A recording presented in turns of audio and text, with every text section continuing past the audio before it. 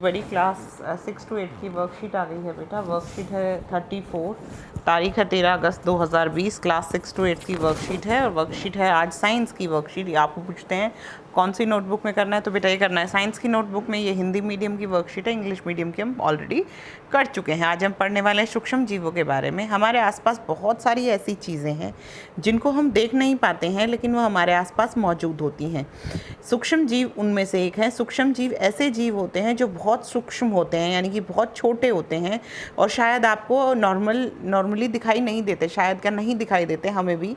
हम उनको ऐसे नॉर्मल आँखों से नहीं देख सकते हैं, हमें उनको देखने के लिए माइक्रोस्कोप की ज़रूरत पड़ती है, सूक्ष्मदर्शी की ज़रूरत पड़ती है, उसके द्वारा हम उनको देख पाते हैं। सूक्ष्म जीव न दिखने वाले अति सूक्ष्म जीव हैं जो हमारे चारों ओर बहुत अधिक संख्या में पाए जाते हैं। आइए हम अपने दैनिक जीवन के अनुभवों से उनका प्रेक्षण करते हैं। पहले तो मैं आपको बताती हूँ सूक्ष्म जीव होते क्या हैं। सूक्ष्म जीव न जिन दिखने वाले अति सूक्ष्म जीव हैं जो हमारे चारों ओर भारी संख्या में पाए जाते हैं। ये हमारे चारों ओर मौजूद हैं, ये बहुत संख्या में मौजूद हैं। हमारे हाथों से लेकर, कपड़ों से लेकर, बेड से लेकर, टेबल से लेकर हर जगह ये मौजूद होते हैं। माइक्रो ऑर्गेनिजम्स या फिर सूक्ष्म जीव। चलिए, सूक्ष्म जीव कितनी तरह के होते हैं, उनकी कैसे क्या करते हैं, उनके बारे में आपको बताती हूँ। 1 मिनट। चलिए बच्चा, सूक्ष्म जीव।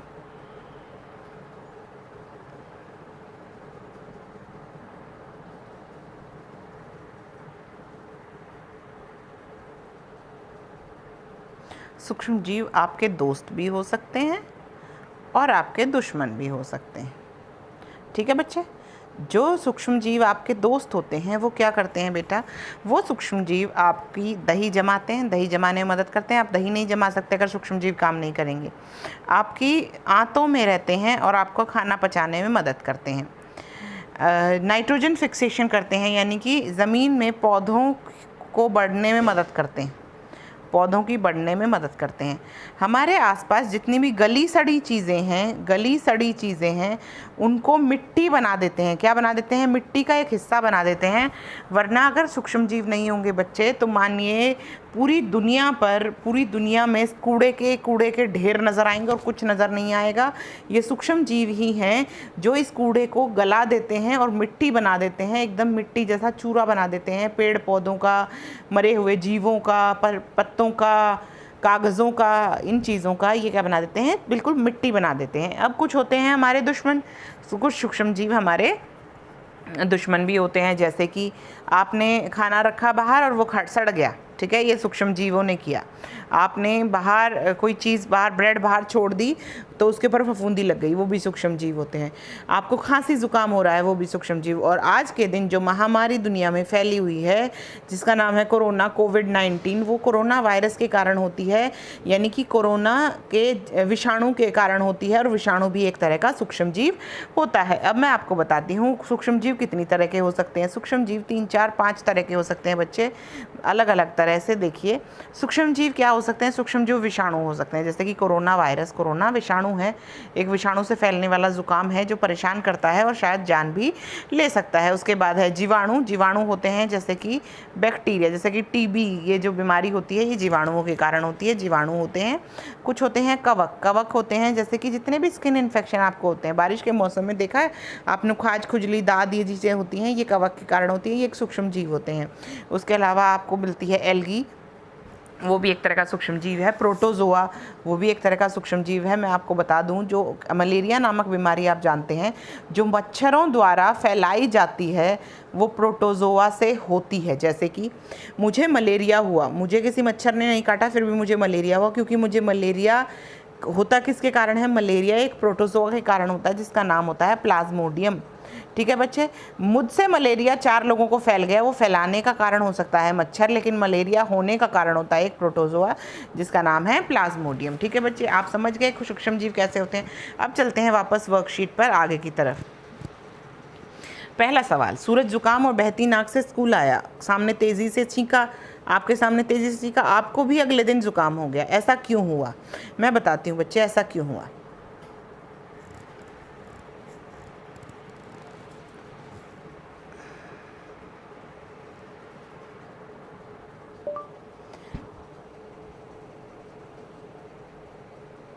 सूरज विद्यालय आया और आपके सामने चीखा।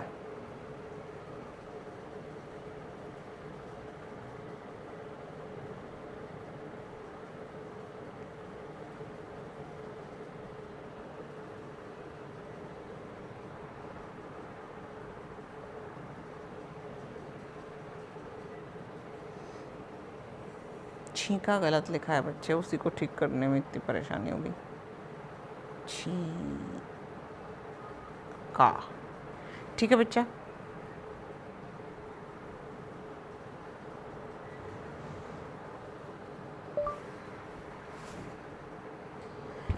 ऐसा करने पर सूरज के मुंह से निकले कुछ कण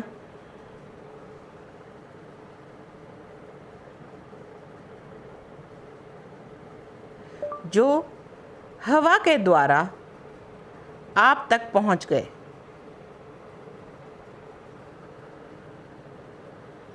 उसकी सांस जो बाहर फेंकी गई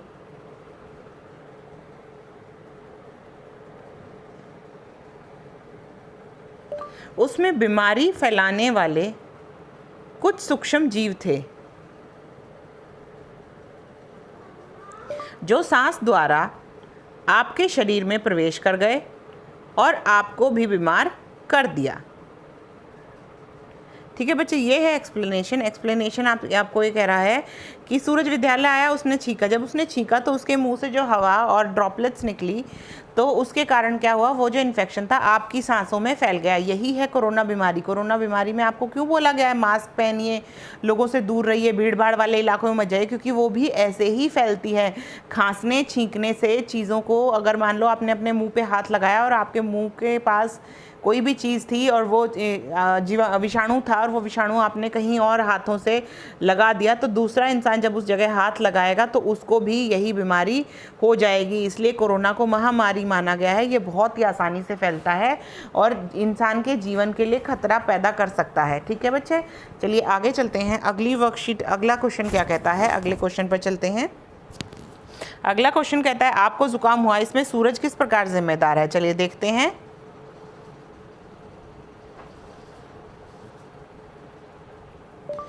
हमें जुकाम हुआ, इसके लिए सूरज जिम्मेदार है। अगर सूरज ने सावधानी बरती होती तो ऐसा नहीं होता। सूरज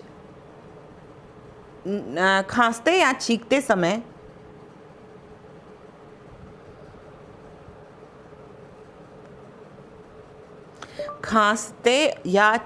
समय रुमाल का उपयोग कर सकता है, मुंह पर मास्क पहन सकता है। ये छींकते हैं बच्चे।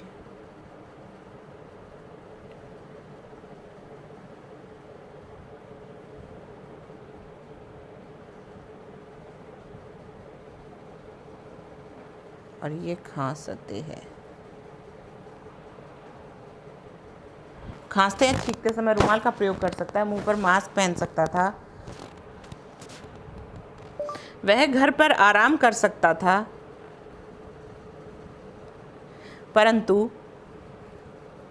परंतु सूरज ने ऐसा नहीं किया।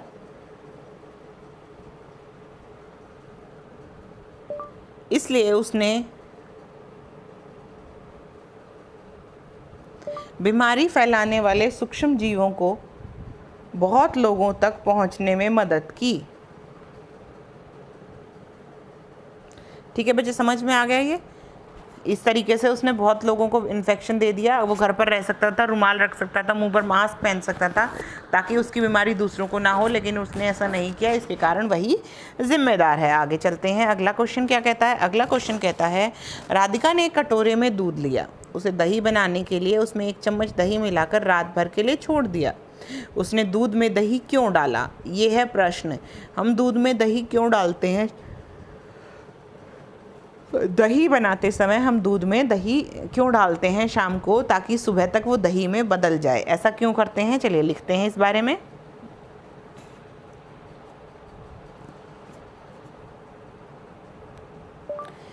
दूध से दही बनाने के लिए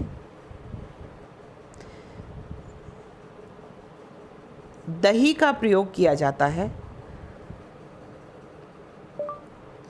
क्योंकि दही बनाने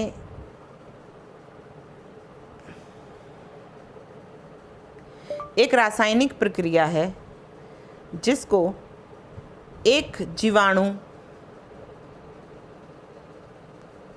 लैक्टोबैसिलस मददगार होता है। लैक्टोबैसिलस जीवाणु दूध को दही में बदल देता है। दही मिलाते समय हम इस जीवाणु को उस दूध तक पहुंचाते हैं जिसे हमें दही में बदलना है। ठीक है बच्चों, हमें दही बनानी है और दही में एक लैक्टोबैसिलस, दही बनाने के लिए आपको एक लैक्टोबैसिलस नाम का जीवाणु चाहिए। वो लैक्टोबैसिलस नाम का जीवाणु दही में ऑलरेडी मौजूद होता है, ऑलरेडी होता है।